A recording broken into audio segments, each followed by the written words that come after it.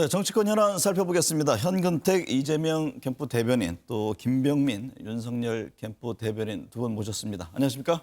안녕하세요. 네.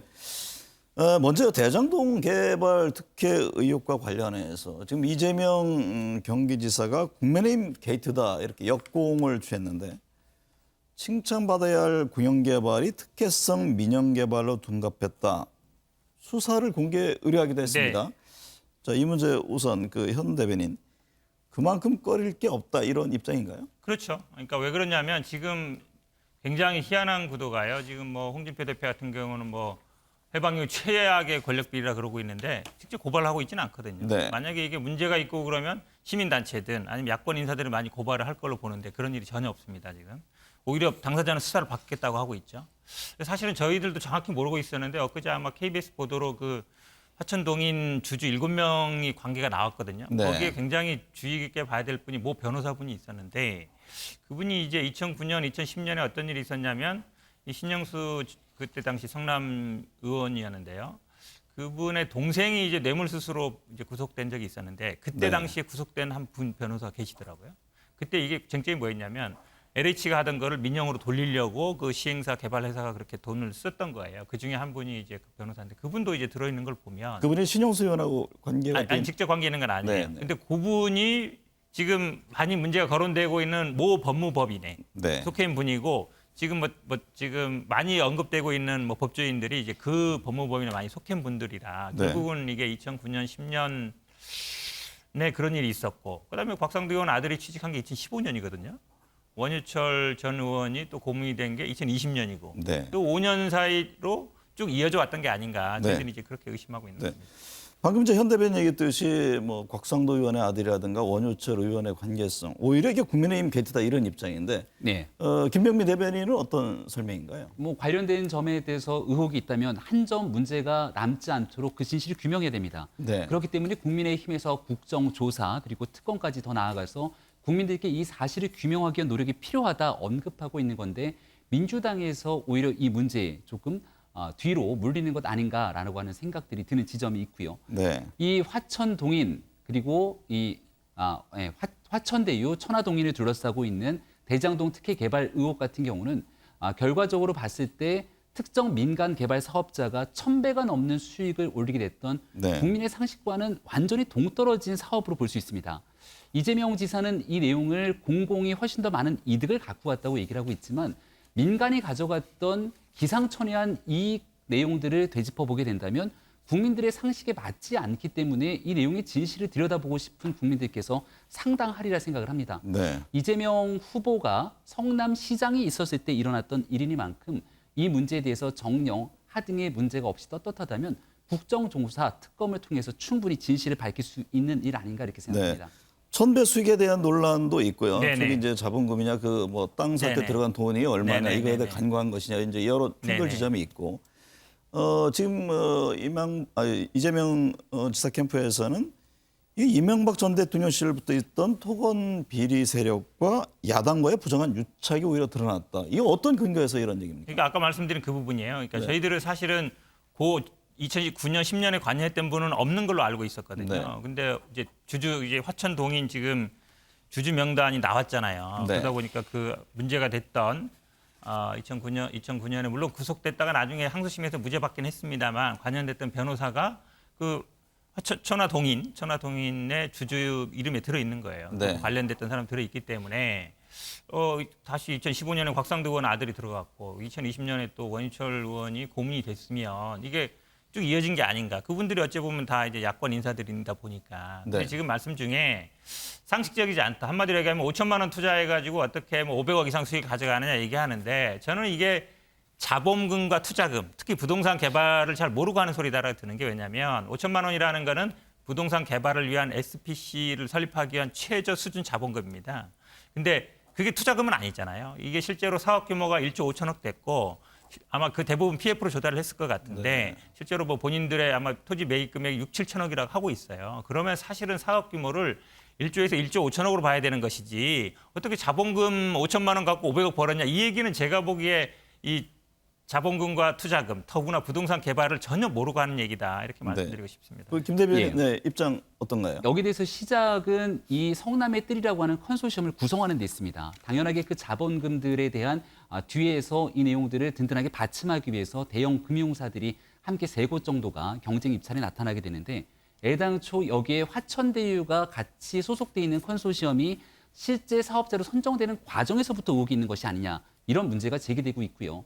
화천대유에 대한 5천만 원 얘기를 하고 있지만 화천대유 관계사라고 불리는 천화동인에서 투자한 금액 여기에 대해서는 분명하게 소액의 자본을 투자했지만 이보다 엄청나게 막대한 수익들을 어떻게 천화동인이 가져갈 수 있겠는가. 네. 이 천화동인은 결국 화천대유와 함께 관계되어 있는 회사로 볼 수밖에 없기 때문에 숨겨져 있는 회사에서 그토록 막대한 이득을 발생시킬 수 있었던 건 처음 사업자를 시행하는 과정에서부터 화천대유가 들어가 있던 성남의 뜰 컨소시엄이 구성됐던 그 과정 여기에 성남시가 개입된 것이 아닌가가 의혹의 핵심입니다. 선정 과정 네네. 네, 그러니까 말씀드렸던 것처럼 세 개의 컨소시엄 중에 왜 성남의 뜰, 화천대유가 들어가 있는 성남의 뜰이 제대로 이 부분들에 대해서 선정될 수 있었는가에 대한 진실을 먼저 규명하기 시작하게 된다면 여기에 성남시의 개입이 있었는지 없었는지 확인이 충분히 가능할 거라고 생각합니다. 선정 과정에서의 문제를 지금 지적하고 있는 거죠. 지금 아마 뭐 언론에서 보도한 걸 저도 봤습니다. 미리 뭐 내정된 거 아니냐 그러는데요. 그때 당시에 아마 들어왔던 데가 3군데 컨소시엄이죠. 하나은행 컨소시엄, 메리츠,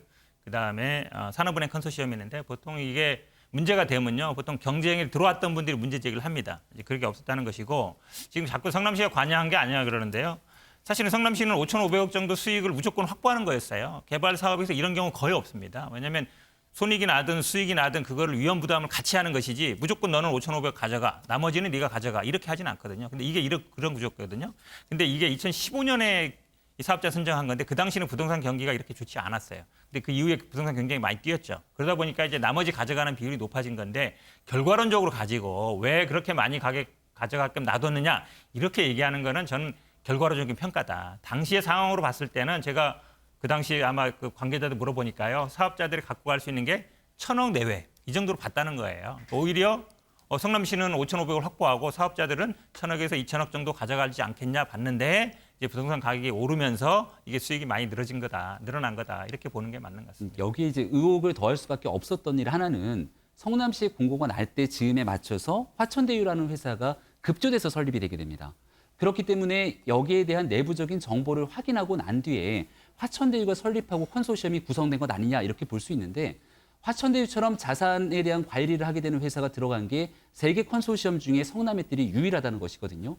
그리고 이렇게 화천대유가 들어갔던 부분들이 결국 컨소시엄의 사업자 선정 과정에서 우수한 점수를 받았던 것 아니냐는 문제가 제기되고 있고 그렇다면 내부적으로 성남시와 모종의 관계를 의심할 수가 있는 것이겠죠. 100번의 양보해서 변호사님이 말씀하셨던 내용들 토대로 아무런 법적 문제가 없다라고 얘기를 하게 된다면 지금 나와 있는 이 화천대유 천화동인의 1,100원 넘는 수익을 바탕으로 왜 수많은 사람들, 수많은 국민들께서 도대체 대한민국에 이런 투자가 가능하겠냐라고 분노하게 되는가? 저는 이 지점을 좀 제기하고 싶고요. 말씀 주셨던 것처럼 이재명 후보 그리고 이재명 지사 캠프 쪽에서 이 문제에 대해서 전혀 문제가 없다 그러면 국민 앞에 떳떳하게 이렇게 투자해서 가져가게 되는 것이 이재명 지사가 생각하고 있는 대동세상의 공정이라고 저는 국민 앞에 말씀을 좀 해주시면 좋겠다는 생각입니다. 조금 반박을 하면요. 네. 사실은 지금 화천대유 설립일 일주일 전에 했다 그러는데 보통 개발 사업은 그렇게 합니다. 그리고 여기만 그랬다겠다는데요. 그 당시 입찰 공고에 이미 들어있던 내용입니다. 자산관리 회사에 대해서는 배점을 할 수 있다. 근데 그 높은 점수는 아니었고요.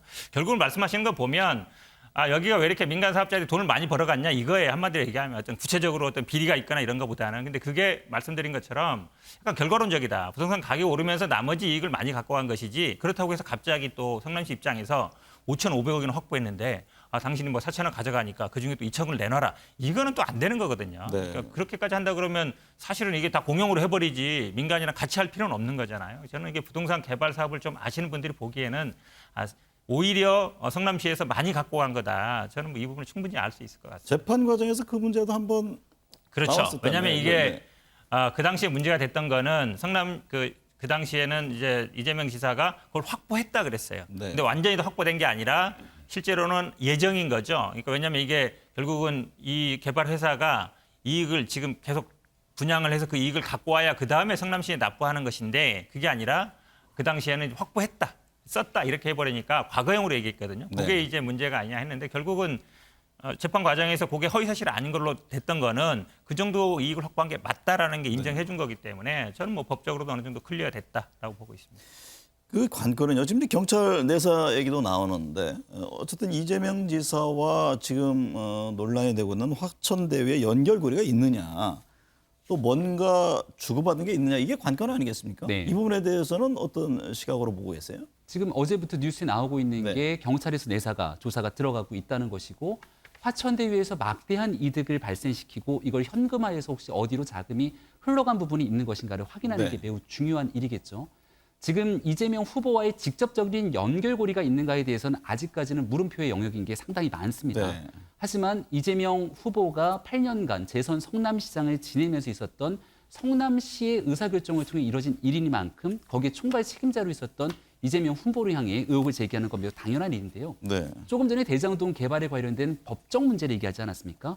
결국 이 문제가 대법에서 최종적으로 무죄 취지로 결정이 된 만큼 이재명 후보가 지금 대한민국의 대통령 후보가 될 수 있는 겁니다. 네. 만약에 2심에 대한 내용들을 대법에서 최종 확정을 하게 된다면 이재명 후보는 지사직을 잃을 뿐만 아니라 결국 피선거권 박탈 등 경제적 파산까지 이르게 될 중차대한 고비였는데 여기에 캐스팅 보터 역할을 쥐고 있었던 권순일 전 대법관이 화천대유의 고문으로 들어가 있다는 것 아니겠습니까? 네. 그리고 이 권순일 전 대법관이 재판했던 내용들을 보면 여기에 대장동에 대한 사건도 들어가 있었고 화천대유에 대한 내용들까지도 들어가 있다는 겁니다. 근데 여기에 권순일 대법관이 함께 참여하고 있었던 모습들을 지켜보게 되니까 이재명 후보와 이곳저곳에서 연결고리가 계속해서 나타나게 되는 겁니다. 네. 국민들은 합리적인 의심을 제기할 수밖에 없는 것이고 사건의 진실을 규명하라고 밝히고 있지만 떳떳하다고 끝내 이 문제를 이재명 후보가 아니라고 주장하게 된다면 과거 2007년도에 있었던 대통령 선거처럼 이명박 당시 후보의 BBK 사건에 재판이 되는 것 아니냐는 국민적 의구심이 훨씬 더 커지고 있습니다. 네. 의구심은 키우고 있는데 지금 아무런 법적 조치는 안 하고 있죠. 그래서 저는 오히려 만약에 그렇게 뭐 자신 있고 뭔가 있는 것 같으면 윤석열 캠프에서 직접 고발하시라. 왜냐하면 수사 받겠다고 하고 있으니까. 지금 이게 이 부분을 계속 어찌 보면 권순일 전 대법관하고 연결하고 있는데요. 지금 이 민간사업업체의 대표라는 분이 이제 법조 오래 하신 분이거든요. 법조 출입을 그렇죠. 오래 하셔서 한 대부분의 분이라고. 많은 네. 법조인들을 알고 있어요. 그리고 아까도 좀 전에 말씀드린 것처럼 2009년, 2010년에 그렇게 구속까지 됐다가 무죄는 받았습니다만 그분이 지금 이제 여기 천안 동인의 주주로도 들어와 있거든요. 그럼 법조인들을 많이 아는 분들이라고 보면 맞는 거예요. 그러니까 지금 곽상도 의원도 그런 얘기 하잖아요. 저기 아들 취업시킨 얘기하니까 나 그 대표 예전부터 아는 사람이다. 검사할 때부터 알았다는 얘기 아닙니까? 그렇게 보면 맞는 것이지 이게 만약에 권순일 대법관 할 때 이재명 지사가 영향력 행사한 거 아니냐 그러면 원유철 고문도 2020년에 들어갔잖아요. 고문으로. 아들은 2015년에 들어갔고 그때도 그럼 다 이재명 지사가 관여하고 영향력을 행사했다는 거예요? 말이 안 되잖아요. 기본적으로. 지금은 이재명 지사 캠프에서는 어쨌든 이제 정치 공방이 지속되고 있는 상황에서 검찰이든 경찰이든 빨리 수사를 필요성이 있으면 해서 그렇죠. 규명하자 이런 네네. 입장인가요? 네. 그러면 국민의힘 네. 입장에서 또 윤석열 캠프 입장에서는 어떻습니까? 이거에 대해서 수사를 통한 명확한 규명 이게 네. 필요하다고 보시는 겁니까? 국민의힘 차원에서는 전체적인 수사가 중요하다고 판단하지만 네. 문재인 정부의 경찰과 검찰, 공수처가 그동안 보여줬던 수사의 정치적 중립성을 생각해 보게 되면 과연 공정한 수사가 이루어지겠는가 이렇게 네. 보고 있습니다. 따라서 특별검사를 통한 수사가 필요한 것 아니냐 네. 국민의힘이 이렇게 얘기를 하고 있고 더 나아가서 특검으로 가기 전에 지금 국회의 국정감사 시즌이 도래하지 않습니까? 네. 그럼 국민의 알 권리를 위해서 이 문제에 아무런 문제가 되지 않고 떳떳하다면 민주당이 적극적으로 협조해서 대장동에 관계돼 있는 사람들을 국정감사의 증인으로 출석시키면 되는데 네. 이런 일들까지 제대로 협조하지 않는 것이 국민의힘 입장에서는 의구심을 더 키운다고 볼 수 있는 제가 것이죠. 보기에는요. 그냥 정치적 공범만 하겠다는 거예요. 아니 말씀드리잖아요. 검찰이든 경찰이든 고발을 하시라니까요. 고발을 해서 만약에 검찰이 수사를 못하면 그때 가서 특검을 얘기하면 되는 것이지 특검이라는 건 결국은 여야 합의를 해야 되는 것이고 쉽지 않잖아요. 네. 본인들이 할 수 있는 걸 먼저 하고 그다음에 뭐 특검 가자 뭐 청문회 하자 얘기해야 되는데 본인들이 할 걸 안 하고 있으면서 청문회 하자 특검 하자는 거는 제가 보기에는 정치 공방으로 계속 삼겠다. 별 근거는 없다. 이렇게 오히려 인정하는 거 아닌가 싶습니다. 자, 야권 얘기 좀 해볼게요. 네. 그 윤석열 전 검찰총장 시절의 이 고발 사주 의혹 관련해서 시민사회단체가 지금 20번째 공수처 고발을 했는데 이 장모 문건 수사해야 된다 이런 입장인데 이 부분에 예. 대해서 캠프에서는 어떻게 보고 있습니까? 고발 사주 사건을 비롯해서 숱한 일들에 대한 시민단체의 고발이 들어오게 됐죠. 네. 그리고 시민단체의 고발이 들어오게 되면 사실 상습적 고발이다 저희는 이렇게 주장을 하고 있는데 여기 대해서 공수처가 아주 신속하게 움직여서 어떤 정황 증거도 확인되지 않는 윤석열 후보에 대한 피의자 입건까지 이어지게 됩니다. 앞서 이제 이재명 후보 얘기 잠깐 하면서 고발하라 그러는데 네. 고발하면 공수처가 이렇게 신속하게 수사했던 것처럼 나서서 이재명 후보에 대한 피의자 입건하고 이런 일이 진행이 됩니까? 지금까지 검찰과 공수처 그리고 문재인 정부의 경찰이 그렇게 신속하게 수사를 해왔습니까? 이런 얘기를 거듭 한번 드릴 수밖에 없는 것이고 결국은 윤석열 후보가 연결되지 않았던 숱한 일들에 대해서 각종 정치적 문제 제기들이 있어 왔지만 네. 시간이 아무리 지나고 나서도 결국은 윤석열 후보에 대한 구체적인 문제들을 삼지 못했던 게 지난날 문재인 정부 검찰, 경찰 등 사정기관의 역할이었다고 생각합니다. 네. 대통령 선거가 이제 얼마 남지 않았는데 앞으로도 비슷한 고발 사건 계속 진행되지 않을까 싶지만 판단은 국민의 몫이라고 생각합니다. 뭐 중앙지검에서 수사팀을 더 네. 보호한다는 얘기도 있고요. 이 검찰 고발 사주 의혹에 대해서는 어떤 시각으로 보고 있습니까? 기본적으로 이게 뭐 지금 말씀을 하시는데 결국은 윤석열 총장과 부인을 피해자로 해서 한 고발장이 네. 검찰을 통해서 야당으로 건네간 건 맞잖아요, 지금. 그건 부인할 수 없는 사실이에요. 네. 근거가 없다고 얘기하면 안 되죠. 그보다 더 중요한 근데 검찰이 야당한테 여당 측 인사를 고발하라고 고발장을 건네준다. 이게 상식적으로 말이 되는 겁니까? 제가 보기엔 국민들이 이거 말이 안 되기 때문에 당연히 수사하는 것이고요. 수사를 해야 되는 것이고 뭐 지금 이재명 지사 얘기하는데 기초단체장 성남시장은 공수처 수사 대상도 아닙니다. 수사 의뢰하실 거면 이제 경찰에 하시는 게 맞겠다라고 싶고요. 지금 뭐 고발 사주 의혹이 좀 안타깝지만 윤석열 총장이나 손준성 검사나 김문 검사의 사실 그 당시 핸드폰을 압수해야 되는데 그분 다 바꿨다는 거잖아요. 지금 없다는 것이고 그렇게 본다면 이거는 사실 수사로 실체를 밝히기 굉장히 어렵다. 근데 네. 어쨌든 건너간 건 맞고 그럼 건너가는데 그 일을 했던 분들 손준성 검사든 아니면 거기 소속 검사든 직원들은 제가 보기에 어쨌든 수사 대상이 될 수밖에 없는 상황으로 가는 것 같습니다. 검찰에서 넘어온 것은 맞는 것 아니냐 그런 형태로 좀 굳혀지는 것 아니냐라는 입장인데 그걸 어떻게 확정할 수 있죠? 네. 손준성 검사가 부인하고 있지 않습니까? 그리고 받았다던 김웅 의원도 내용을 부인하고 있지 않습니까? 이 사건을 유일하게 얘기했던 제보자 조성은 씨는 관련된 휴대폰 등 정황 증거들을 검찰, 공수처 등에 제출하면서 김웅 의원과의 핵심적인 대화록을 빼고 제출하지 않았습니까? 그리고 그 조성은 씨가 박지원 국정원장과의 만남에 대한 횟수까지도 국민 앞에 특히 언론 인터뷰를 통해서 거짓말로 증언하기 시작하면서 제보의 신빙성까지 떨어지고 있습니다. 이게 손준성 검사가 작성한 일이 없다고 본인이 주장하고 있는데 그렇다면 누구로부터 작성된 문건인지도 확인되지 않은 괴문서입니다. 여기에 대해서 검찰이 작성한 걸 건넸다라고 확정하는 것이야말로 실질적인 가짜 뉴스를 생산하는 일이 아닌가 싶고요. 네. 사건의 진실을 규명하기 위해서 검찰, 공수처 신속하게 사건 수사해야 된다고 봅니다. 네. 그렇다면 누가 문건을 제대로 만들었는지 그리고 그 문건이 어떻게 전달됐는지를 확인해야 되는데 이런 내용을 몇 단계 수차례 그 단계를 건너뛰고 곧장 윤석열 후보로 향하지 않습니까? 네. 이런 걸 우리는 정치 공세, 정치 공작이라고 부르는 겁니다. 반박 네. 안 할 수가 없는데요. 아니 손준성 보냄에 그 찾아가 보니까 텔레그램 쓰는 분들은 앞에 거 누르면 그분 계정으로 들어가거든요.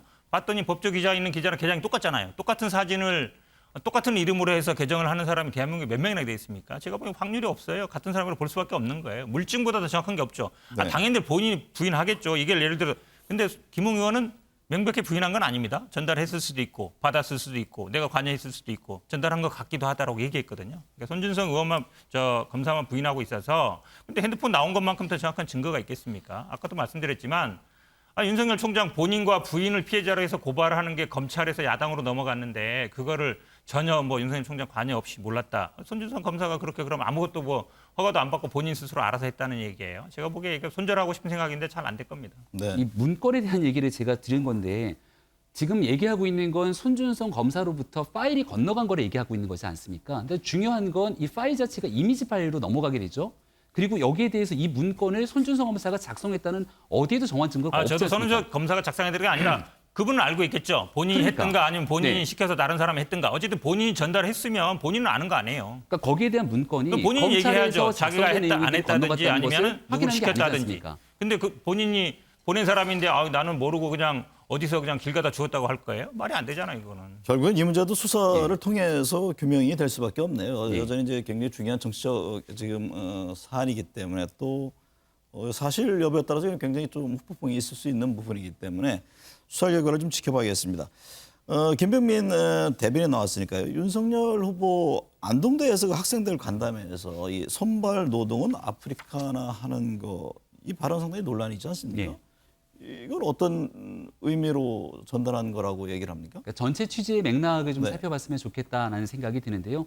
노동 환경이 그리고 산업 환경이 많이 변하고 있기 때문에 네. 4차 산업 환경에 맞춰서 새로운 직업군들이 변하고 있는 일들 여기에 대한 언급을 하게 됐던 건데 예시를 드는 과정에서 다소 조금 부적절한 발언들이 있지 네. 않았는가라고들 그리고 많이 지적하시는 것 같습니다. 박정희 전 네. 대통령 생각 같는데 그 보수단체 회원들 상당히 극렬한 저항이 있었는데 이거는 어떻게 캠프에서는 보고 있습니까? 앞으로 선거를 치르는 기간 내내 윤석열 후보를 둘러싸고 같은 일들이 재발될 가능성이 있다고 저는 생각을 합니다. 네. 대한민국에서 박정희 전 대통령에 대한 평가, 공과 가를 분명하게 엇갈리게 평가하기도 하고요. 박근혜 전 대통령 탄핵을 둘러싸고도 여기에 대한 국민들의 평가가 좀 엇갈리기도 합니다. 네. 하지만 윤석열 후보가 지난날 박 전 대통령의 탄핵 과정에 이 특별수사팀에 들어가서 수사를 했던 것도 사실이고 진실입니다. 그리고 현재 야권의 대통령 후보로 새로운 세상을 만들겠다고 언급하고 있는 만큼 여기서 다양한 시각을 갖고 있는 국민들과 함께 이런 국민 통합을 끌고 가기 위한 윤석열 후보의 의지를 네. 거듭 보여줄 수밖에 없고 생각이 다른 분들의 거친 목소리가 있더라도 충분하게 이해하고 수렴하면서 대통령 선거를 끌고 가야 된다고 생각합니다. 현 대변인은 어떻게 보셨어요? 이게 노동 관련한 언급 또 지금 박근혜 전 대통령 지지하는 단체 회원들로부터 상당히 그 저항을 받고 있는 것을 어떻게 보고 있습니까? 뭐 이건 어쨌든 위에 아프리카 얘기는 평소 발언인 것 같아요. 여기 나와서도 네. 아마 그런 얘기 했었잖아요. 뭐 120시간 얘기도 하고 120시간 아닌가요? 어쨌든 뭐 불량식품이라도 먹을 자유 얘기도 했던 것 같은데 평소 생각이 드러난 것 같고 네. 이 박정희 전 대통령 생가 방문에서 이런 혼란은 저는 어느 정도 예상했다고 봐요. 약간 정면 돌파 아닌가. 네. 왜냐하면 많지 않다. 그러니까 그쪽을 지지하는 사람들이 있긴 있지만 네. 당내에서 그렇게 다수는 아니니까 뭐 이런 혼란이 있더라도 손해는 아니지 않겠느냐. 이 정도는 제가 보기에 충분히 예상할 수 있는 거거든요. 네. 김용민 우리 대변인 직접 얘기 안 하지만 당시 분위기라든지 뭐 SNS 흐름 보면 아는 거라서 뭐 손해는 아니었 것이다. 이렇게 생각한 것 같습니다. 네. 제 생각입니다. 최근에 홍준표 의원 지지율 상당히 네. 두드러지잖아요. 그러니까 국민의힘 지지층 중에서는 뭐 지지율 현상 역전된 것도 나오고 있는데 예.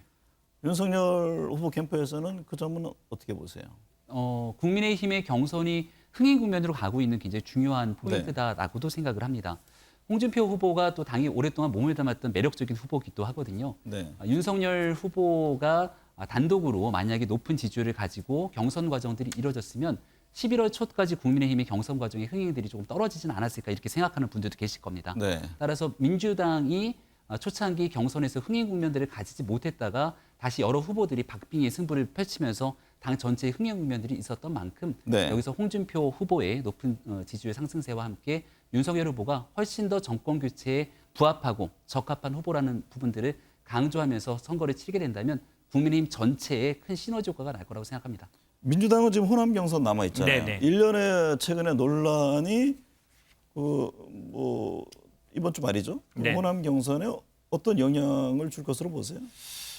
제가 보기에 큰 영향은 없을 것 같습니다. 네. 왜냐하면 호남에 기본적으로 아마 이게 처음에 언론 보도를 했던 데들이 아마 조선일보라고 알고 있고 네. 아들이 취직한다 그랬는데 그게 사실이 아닌 걸로 또 밝혀졌고 네. 사과까지 했습니다. 네. 그리고 조선일보에 대한 정정 보도가 나왔나요? 정정보도 나왔습니다. 네. 그러니까 아들이 근무하지 않는다라는 거는 사실 아들이 근무한다는 건 사실이 아니기 때문에 그 부분에 대한 사과가 나왔고요.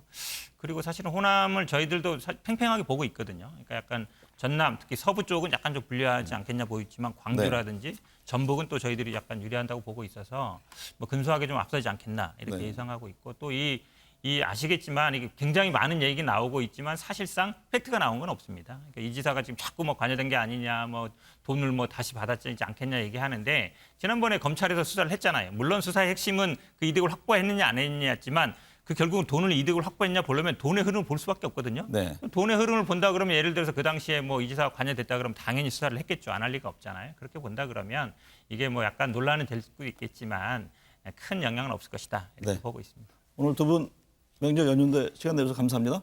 네, 고맙습니다.